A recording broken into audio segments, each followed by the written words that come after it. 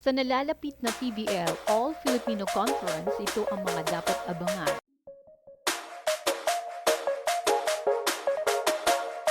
Unang laban, Chocomucho versus Creamline. Biray Bangko ulit. NX-led Chameleons. Head coach, fiancé ni Jaja Santiago. Malalaman din ang 4-6 lineup. Gallery's High Riser is the PBL's newest team.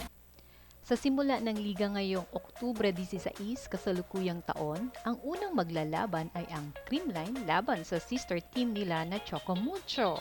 Ito ay magbibigay ng exciting games. Sino kaya ang magwawagi? Ang dominante sa PBL na Creamline o ang nag-uwi ng bronze sa Pilipinas ang Chocomucho? Viray bangko na ulit.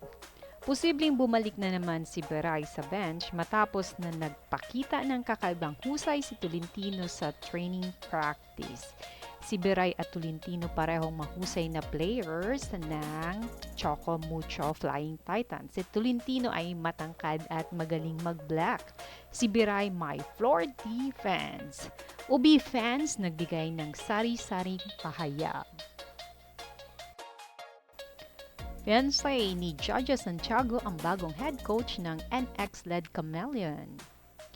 NX-led nagtukoy ng Haponas na coach, Takayuki Minowa bilang head coach. Dadagdagan niya ng kanyang karanasan ang mga kabataang Chameleons na nagnanais na magkaroon ng maingay na debut sa professional na liga.